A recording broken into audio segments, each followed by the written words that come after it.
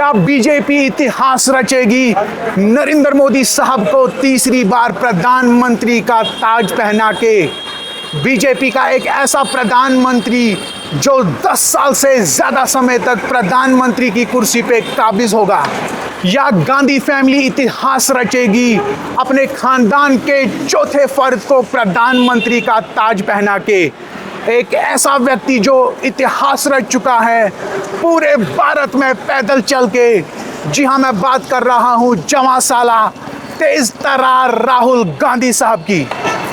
एक तरफ नरेंद्र मोदी साहब को साथ होगा नेशनल डेमोक्रेटिक अलायंस का, जिनमें उनके साथ होंगी 6 नेशनल और 57 रीजनल पार्टीज, और दूसरी तरफ राहुल गांधी साहब को साथ होगा इंडिया अलायंस का, जिनमें उनके साथ होंगी 3 नेशनल और 34 रीजनल पार्टीज।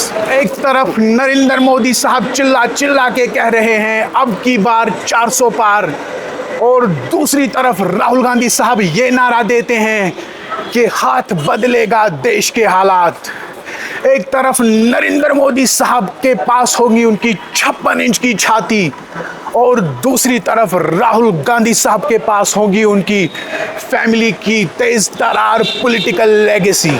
एक तरफ नरेंद्र मोदी साहब के पास 22 साल तक एडमिनिस्ट्रेशन चलाने का अनुभव होगा, और दूसरी तरफ राहुल गांधी साहब के पास भारत जोड़ो यात्रा में 40 करोड़ लोगों से आमने सामने बैठ के संवाद करने का तजुर्बा होगा।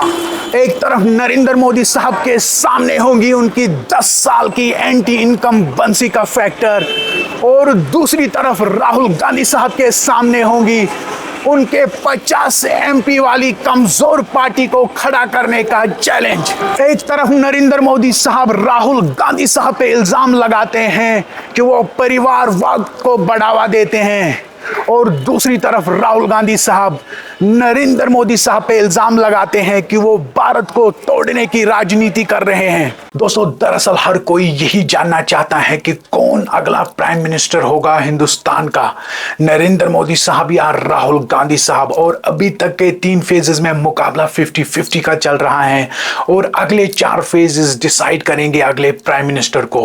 और इन 3 फेजेस में नरेंद्र मोदी साहब दरअसल एक्सपेक्ट नहीं कर रहे थे 50-50 वाली पोजीशन, और इसी चीज ने नरेंद्र मोदी साहब को मजबूर कर दिया है राजस्थान में मंगलसूत्र वाला बयान देने पे। दरअसल वो बयान उनके कोर वोटर्स का मनोबल बढ़ाने के लिए उन्होंने दिया था, ताकि वो उत्साह से हमेशा की तरह बीजेपी को ही वोट दें। इस इलेक्शन में दरअसल नरेंद्र मोदी साहब को यकीन था कि राम मंदिर और धारा 370 उनका काम करेंगे, लेकिन 3 फेजेस को देखकर ऐसा लग रहा है कि ये दोनों चीजें जो हैं पुरानी हो चुकी हैं, और नरेंद्र मोदी साहब को अब लगने लगा है कि राहुल गांधी के जो 2 मुद्दे हैं, अंबानी अडानी और संविधान बदलना, शायद वो काम कर रहे हैं, और शायद वही 2 चीजें जो हैं उन्हें नुकसान पहुंचा रहे हैं। और हड़बड़ाहट में मोदी जी तुरंत एक निजी न्यूज चैनल पे आके सफाई देते हैं, नहीं साहब कोई संविधान चेंज नहीं होगा।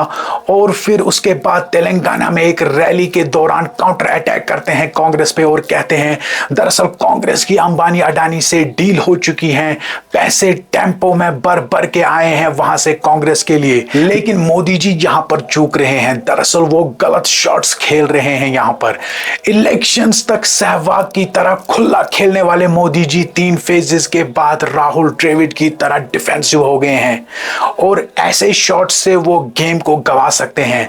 उनकी स्ट्रेंथ है फ्रंट फुट पे अंधाधुंध खेलना, लेकिन पिछले 2 शॉट्स संविधान नहीं बदलेगा, और अंबानी अडानी से वो अपोजिट टीम को इशारा दे रहे हैं कि वो कहीं ना कहीं स्विंग बॉलिंग नहीं समझ रहे हैं। मोदी जी को चाहिए वो अपने बेसिक्स पे अड़े रहें अगले 4 फेजेस तक, और यहां पर राहुल गांधी साहब बाजी मार सकते हैं, और यहां पर उन्हें थोड़ी चालाकी दिखानी होगी।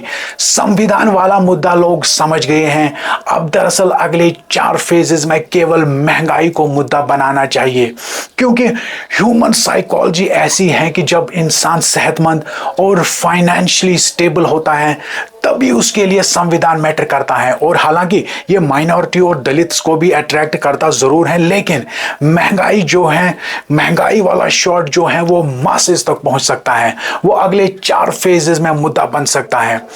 और यही महंगाई वाला मुद्दा ही राहुल गांधी साहब को प्रधानमंत्री की कुर्सी तक पहुंचा सकता है, बशर्ते कि वो संविधान का दामन छोड़ दें। अब दोस्तों, दोनों लीडर्स के लिए यही चीज है कि ज्यादा फेरबदल नहीं कर सकते हैं वो मुद्दा बनाने में। अब सिंपली अगर मोदी जी की बात करूं तो उन्हें अपने बेसिक्स पे अड़े रहना चाहिए, अपनी स्ट्रेंथ पे खेले, और वहीं राहुल गांधी साहब को महंगाई का दामन पकड़ना चाहिए अगले 4 फेजेस के लिए। और दरअसल 6th फेज तक पूरी पिक्चर क्लियर हो जाएगी कौन अगला प्रधानमंत्री होगा। तो इसलिए 6th फेज के बाद ही मैं एक वीडियो बनाऊंगा और आपको इशारों ही इशारों में बताऊंगा अगले प्राइम मिनिस्टर का नाम, ताकि इलेक्शन कमीशन ऑफ इंडिया की गाइडलाइंस का उल्लंघन ना हो।